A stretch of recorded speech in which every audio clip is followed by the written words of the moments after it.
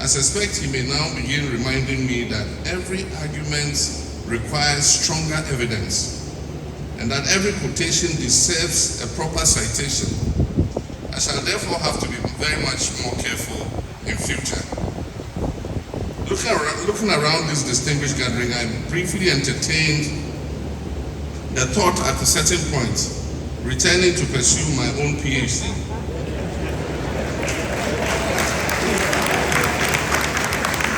You wait, just wait. And then memories of supervisors, endless revisions, and the viva voce examinations quickly brought me back to reality. And I concluded that for now, at least, my role is to encourage others to undertake this global journey. Our responsibility as government is to create an environment in which talent can flourish.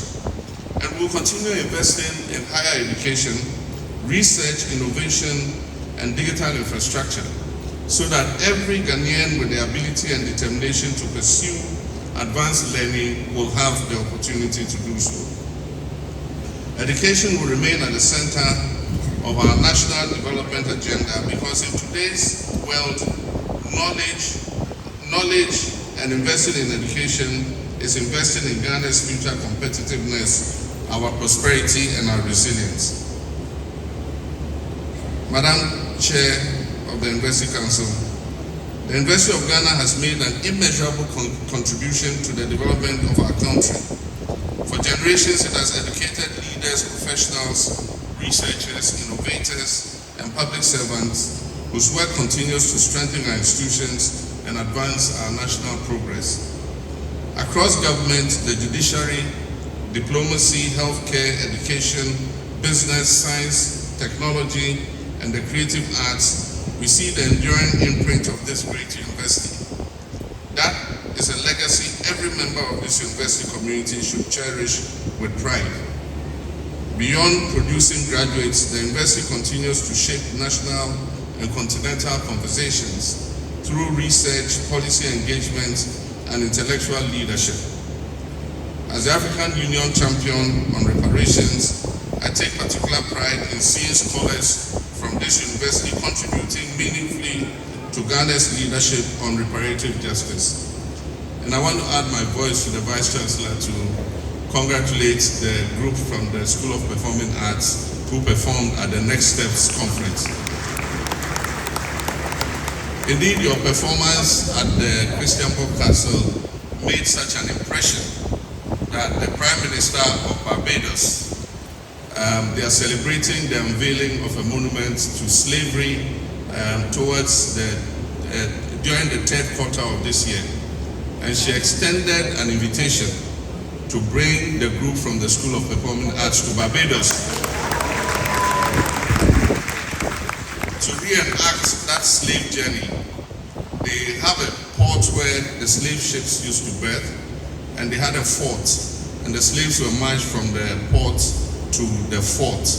And so she wants our cultural troupe, School of Performing Arts, to come and reenact that journey from the port to the fort. So you'll be hearing from us soon about the travel arrangements.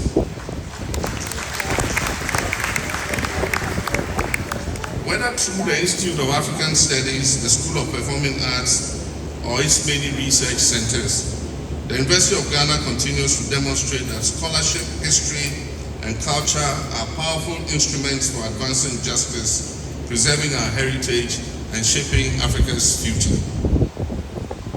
To our newly graduated PhDs, today marks the culmination of years of sacrifice, perseverance, and intellectual discipline. You have earned the highest academic qualification a university can confer, and you have every reason to celebrate this remarkable achievement. And I hereby serve notice to Professor Jinapo of GTech that your degrees are very, very, very authentic. But with these degrees come an even greater responsibility.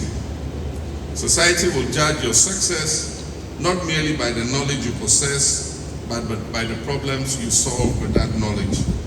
the institutions you strengthen, and the lives that you improve in your communities. Ghana needs your intellect, your creativity, your innovation, and your leadership. I sincerely hope that many of you will choose to build your careers and your future here in Ghana. Our universities, research institutions, hospitals, industries, technology firms, and public service require your expertise. If we are to accelerate our national transformation, these are the talents we must seek. Some of you will pursue postdoctoral studies and professional opportunities abroad. I encourage you to excel wherever these opportunities may take you. Learn from the best, compete with the best, and distinguish yourselves as alumni of the University of Ghana.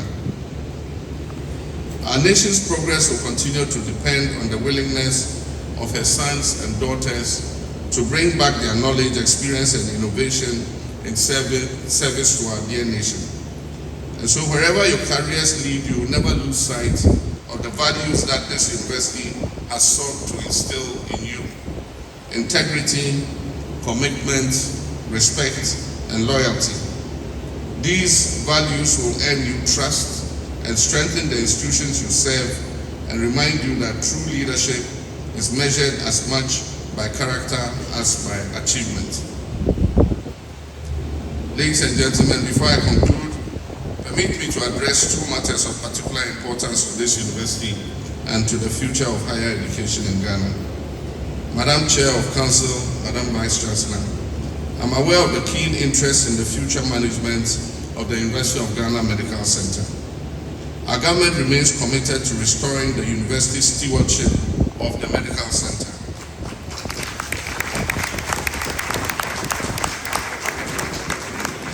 The committee that was established to review the matter has submitted its report, and government has noted the recommendations therein.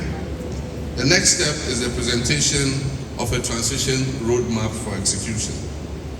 We remain determined to ensure that the University of Ghana Medical Center fully serves its original purpose as a center of excellence for teaching, research, specialist training, and world-class healthcare delivery. We're equally committed to ensuring that no capable Ghanaian is denied access to higher education because of financial constraints. And so through the No Fee Stress initiative, we're working to ensure that as many first-year students as possible begin their university education with dignity, confidence, and hope. Education should never be determined by the size of one's pocket, but by the strength of one's knowledge and potential. And so on this occasion, allow me to congratulate every student graduating during the July 2026 congregation ceremonies. You've earned your degrees through discipline, sacrifice, and perseverance. Wear those degrees with humility and allow them to inspire you to place your knowledge and skills at the service of humanity and your societies. Today marks not